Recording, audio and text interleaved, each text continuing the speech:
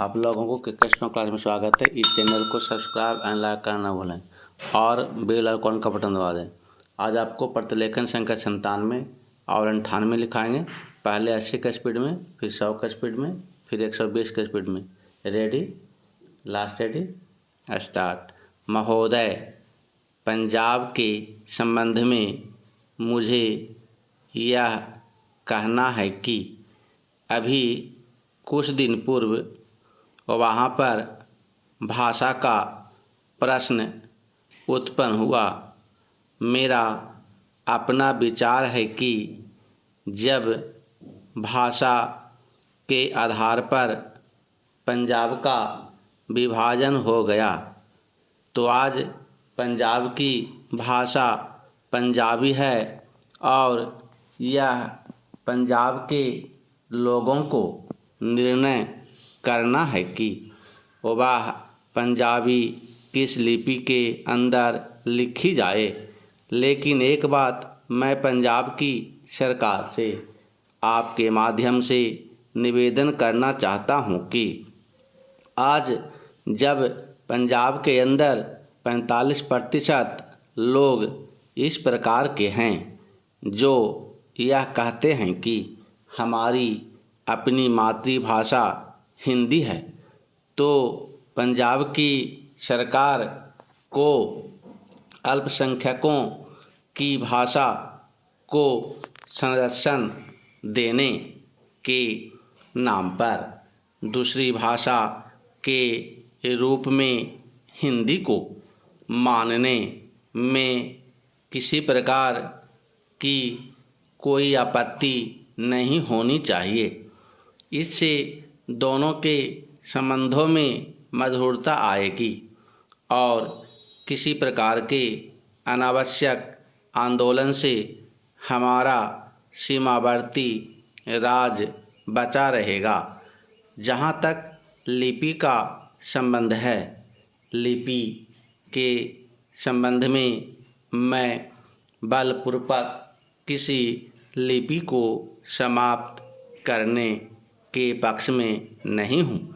मेरा विचार रहा है कि देश में अपनी लिपियों को सुरक्षित रखते हुए अगर प्रादेशिक भाषाएं किसी एक समान लिपि को वैकल्पिक लिपि के रूप में स्वीकार कर लें तो देश की अनेक भाषाओं को निकट आने में बहुत बड़ी सहायता मिल सकेगी। अगर पंजाब के लोग भी इसी आधार पर विचार कर सकें तो मैं समझता हूँ कि यह पंजाबी भाषा के हित में और देश की एकता के हित में होगा। पहला चिन्ह। अंतिम बात जिसको कहकर मैं अपना भाषण समाप्त करना चाहता हूँ वह है प्रश्न जो आज पंजाब और हरियाणा में तनाव का कारण बना हुआ है और वह है चंडीगढ़ का प्रश्न। सभापति जी, आपने देखा होगा कि कल इस प्रश्न को लेकर यहाँ एक गर्मागर्मी का वातावरण भी उत्पन्न हुआ।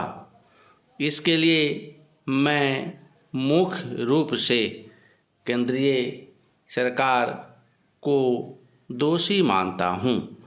सरकार को अपनी आदत है कि जो इस प्रकार के विवादास्पद प्रश्न होते हैं उनको लंबा टालने की इसकी प्रवृत्ति बन गई है। सरकार सोचती है कि अगर कोई प्रश्न लंबा टाला जाएगा तो लोग भूल जाएंगे और अंत में तनाव स्वतः ही नहीं रहेगा। इतिहास इस बात का साक्षी है कि जिस जिस प्रश्न को सरकार ने टालना चाहा, चाहे मैसूर महाराष्ट्र या का सीमा विवाद का प्रश्न हो, गोदावरी या कृष्णा के जल का झगड़ा हो। पहला चेन महोदय, पंजाब के अंदर चंडीगढ़ का झगड़ा हो। सरकार ने जिस झगड़े को टालना चाहा वह झगड़ा और अधिक उग्र रूप लेकर देश के और सरकार के सामने आया। इसलिए मैं चाहूँगा कि इस सरकार को आगे के लिए यह परंपरा डालनी चाहिए कि जब भी इस प्रकार के कोई प्रश्न आए तो उन प्रश्नों पर दृढ़ता से विचार किया जाए और तत्काल उनका समाधान किया जाए। वर्षों तक उन प्रश्नों को लटकते छोड़ लोगों को आपस में संघर्ष का अवसर नहीं देना चाहिए। मैं आपसे निवेदन कर रहा हूं कि जो राष्ट्रीयकरण के समर्थक हैं वे भी राष्ट्रीयकरण को साध्य नहीं मानते। प्रधानमंत्री ने स्वयं स्वीकार किया है कि अनेक देशों में बैंक सरकार के हाथ में हैं, लेकिन बैंक सरकार ने ले लिया तो समाजवाद आ गया। ऐसा कोई नहीं कह सकता।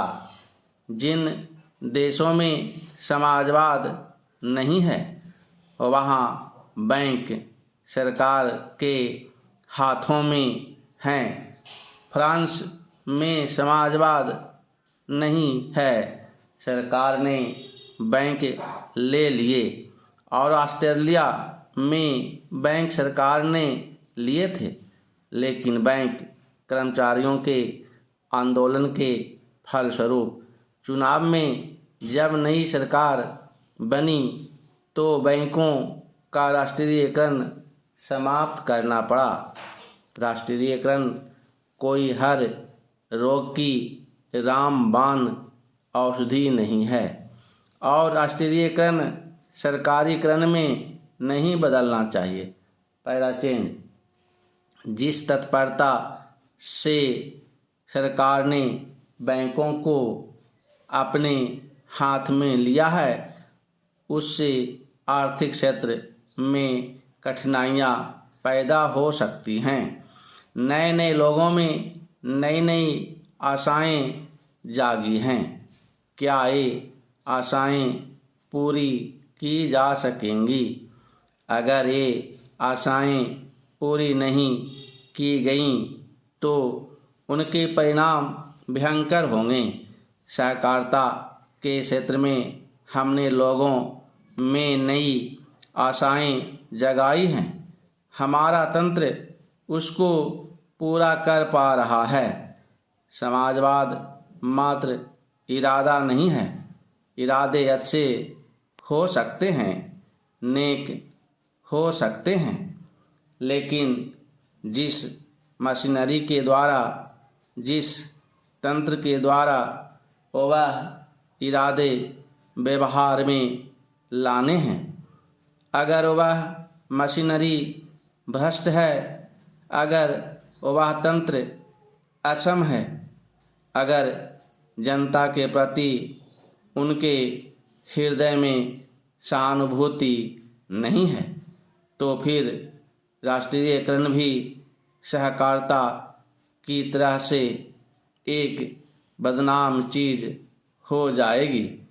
सरकार बहुत से कारखाने चला रही है, कुछ अच्छे चल रहे हैं, कुछ बुरे चल रहे हैं, लेकिन कारखाने चलाने के लिए, सरकारी संस्थाएं चलाने के लिए जैसे आदमी हमें चाहिए वैसे आदमी तैयार करने का हमने प्रयत्न नहीं किया है। सार्वजनिक उद्योगों को सफल करना सरल नहीं होता। पेंसिल कॉपी लेकर तैयार हैं। अब 100 का स्पीड में लिखाएंगे। Ready, last ready, start. महोदय, पंजाब के संबंध में मुझे यह कहना है कि अभी कुछ दिन पूर्व वहाँ पर भाषा का प्रश्न उत्पन्न हुआ। मेरा अपना विचार है कि जब भाषा के आधार पर पंजाब का विभाजन हो गया तो आज पंजाब की भाषा पंजाबी है और यह पंजाब के लोगों को निर्णय करना है कि वह पंजाबी किस लिपि के अंदर लिखी जाए। लेकिन एक बात मैं पंजाब की सरकार से आपके माध्यम से निवेदन करना चाहता हूं कि आज जब पंजाब के अंदर 45% लोग इस प्रकार के हैं जो यह कहते हैं कि हमारी अपनी मातृभाषा हिंदी है, तो पंजाब की सरकार को अल्पसंख्यकों की भाषा को संरक्षण देने के नाम पर दूसरी भाषा के रूप में हिंदी को मानने में किसी प्रकार की कोई आपत्ति नहीं होनी चाहिए। इससे दोनों के संबंधों में मधुरता आएगी और किसी प्रकार के अनावश्यक आंदोलन से हमारा सीमावर्ती राज्य बचा रहेगा। जहाँ तक लिपि का संबंध है, लिपि के संबंध में मैं बलपूर्वक किसी लिपि को समाप्त करने के पक्ष में नहीं हूँ। मेरा विचार रहा है कि देश में अपनी लिपियों को सुरक्षित रखते हुए अगर प्रादेशिक भाषाएं किसी एक समान लिपि को वैकल्पिक लिपि के रूप में स्वीकार कर लें तो देश की अनेक भाषाओं को निकट आने में बहुत बड़ी सहायता मिल सकेगी। अगर पंजाब के लोग भी इसी आधार पर विचार कर सकें तो मैं समझता हूँ कि यह पंजाबी भाषा के हित में और देश की एकता के हित में होगा। पहला चेंज। अंतिम बात जिसको कहकर मैं अपना भाषण समाप्त करना चाहता हूँ वह है प्रश्न जो आज पंजाब और हरियाणा में तनाव का कारण बना हुआ है और वह है चंडीगढ़ का प्रश्न। सभापति जी, आपने देखा होगा कि कल इस प्रश्न को लेकर यहाँ एक गर्मा गर्मी का वातावरण भी उत्पन्न हुआ। इसके लिए मैं मुख्य रूप से केंद्रीय सरकार को दोषी मानता हूँ। सरकार की अपनी आदत है कि जो इस प्रकार के विवादास्पद प्रश्न होते हैं उनको लंबा टालने की इस बात की प्रवृत्ति बन गई है।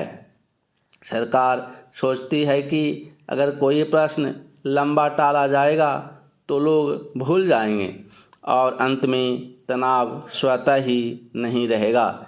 इतिहास इस बात का साक्षी है कि जिस प्रश्न को सरकार ने टालना चाहा, चाहे मैसूर महाराष्ट्र का सीमा विवाद का प्रश्न हो, गोदावरी या कृष्णा के जल का झगड़ा हो। महोदय, पंजाब के अंदर चंडीगढ़ का झगड़ा हो, सरकार ने जिन झगड़े को टालना चाहा वह झगड़ा और अधिक उग्र रूप लेकर देश के और सरकार की सामने आया। इसलिए मैं चाहूँगा कि इस सरकार को आगे के लिए यह परंपरा टालनी चाहिए कि जब भी इस प्रकार के कोई प्रश्न आए तो उन प्रश्नों पर दृढ़ता से विचार किया जाए और तत्काल उनका समाधान किया जाए। वर्षों तक उन प्रश्नों को लटकते छोड़ लोगों को आपस में संघर्ष का अवसर नहीं देना चाहिए। मैं आपसे निवेदन कर रहा हूं कि जो राष्ट्रीयकरण के समर्थक हैं वे भी राष्ट्रीयकरण को साध नहीं मानते। प्रधानमंत्री ने स्वयं स्वीकार किया है कि अनेक देशों में बैंक सरकार के हाथ में हैं, लेकिन बैंक सरकार ने ले लिया है तो समाजवाद आ गया। ऐसा कोई नहीं कह सकता। जिन देशों में समाजवाद नहीं है वहाँ बैंक सरकार के हाथों में है। फ्रांस में समाजवाद नहीं है, सरकार ने बैंक के लिए, और ऑस्ट्रेलिया में बैंक सरकार ने लिए थे, लेकिन बैंक कर्मचारियों के आंदोलन के फलस्वरूप चुनाव में जब नई सरकार बनी तो बैंकों का राष्ट्रीयकरण समाप्त करना पड़ा। राष्ट्रीयकरण कोई हर रोग की रामबाण औषधि नहीं है और राष्ट्रीयकरण सरकारीकरण में नहीं बदलना चाहिए। पहला चेंज, जिस तत्परता से सरकार ने बैंकों को अपने हाथ में लिया है, इससे आर्थिक क्षेत्र में कठिनाई पैदा हो सकती हैं। नए नए लोगों में नई नई आशाएं जागी हैं। क्या ये आशाएं पूरी की जा सकेगी? अगर ये आशाएं पूरी नहीं की गई तो उनके परिणाम भयंकर होंगे। सहकारिता के क्षेत्र में हमने लोगों में नई आशाएं जगाई हैं। हमारा तंत्र उसको पूरा कर पा रहा है। समाजवाद मात्र इरादा नहीं है, इरादे अच्छे हो सकते हैं, नेक हो सकते हैं, लेकिन जिस मशीनरी के द्वारा, जिस तंत्र के द्वारा वह इरादे व्यवहार में लाने हैं, अगर वह मशीनरी भ्रष्ट है, अगर वह तंत्र असम है, अगर जनता के प्रति उनके हृदय में सहानुभूति नहीं है, तो फिर राष्ट्रीयकरण भी सहकारिता की तरह से एक बदनाम चीज़ हो जाएगी। सरकार बहुत से कारखाने चला रही है, कुछ अच्छे चल रहे हैं, कुछ बुरे चल रहे हैं, लेकिन कारखाने चलाने के लिए, सरकारी संस्थाएं चलाने के लिए जैसे आदमी हमें चाहिए और वैसे आदमी तैयार करने का हमने प्रयत्न नहीं किया है। सार्वजनिक उद्योगों को सफल करना सरल नहीं होगा। पेंसिल कॉपी लेकर तैयार रहें। अब आपको 120 के स्पीड में लिखाएंगे। Ready, last ready, start. महोदय, पंजाब के संबंध में मुझे यह कहना है कि अभी कुछ दिन पूर्व वहाँ पर भाषा का प्रश्न उत्पन्न हुआ। मेरा अपना विचार है कि जब भाषा के आधार पर पंजाब का विभाजन हो गया तो आज पंजाब की भाषा पंजाबी है और यह पंजाब के लोगों को निर्णय करना है कि वह पंजाबी किस लिपि के अंदर लिखी जाए। लेकिन एक बात मैं पंजाब की सरकार से आपके माध्यम से निवेदन करना चाहता हूं कि आज जब पंजाब के अंदर 45% लोग इस प्रकार के हैं जो यह कहते हैं कि हमारी अपनी मातृभाषा हिंदी है, तो पंजाब की सरकार को अल्पसंख्यकों की भाषा को संरक्षण देने के नाम पर दूसरी भाषा के रूप में हिंदी को मानने में किसी प्रकार की कोई आपत्ति नहीं होनी चाहिए। इससे दोनों के संबंधों में मधुरता आएगी और किसी प्रकार के आवश्यक आंदोलन से हमारा सीमावर्ती राज बचा रहेगा। जहाँ तक लिपि का संबंध है, लिपि के संबंध में मैं बलपूर्वक किसी लिपि को समाप्त करने के पक्ष में नहीं हूँ।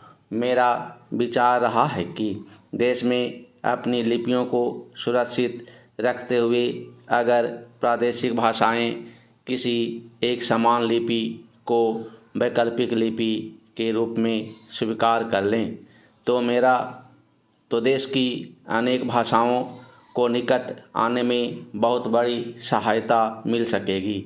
अगर पंजाब के लोग भी इसी आधार पर विचार कर सकें तो मैं समझता हूं कि यह पंजाबी भाषा के हित में और देश की एकता के हित में होगा। पैराचेन।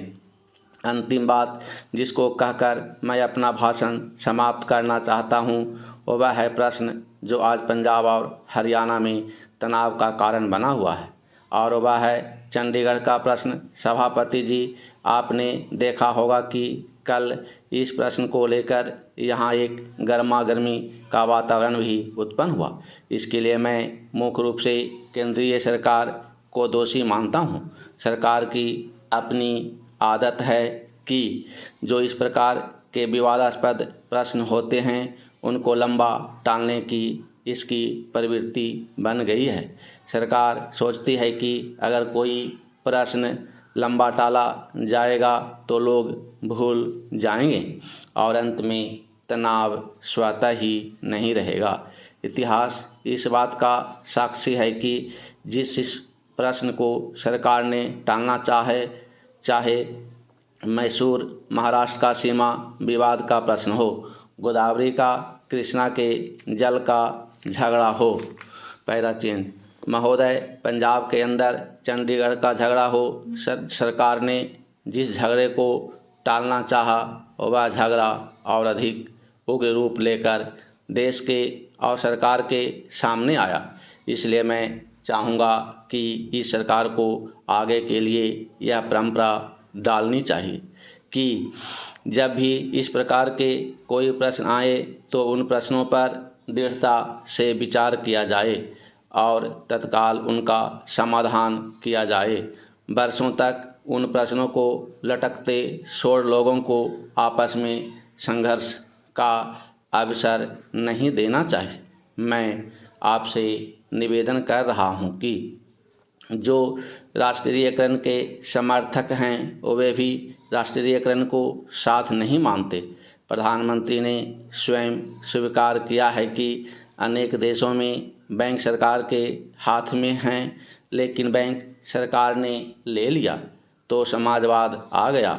ऐसा कोई नहीं कह सकता। जिन देशों में समाजवाद नहीं है वहाँ बैंक सरकार के हाथों में हैं।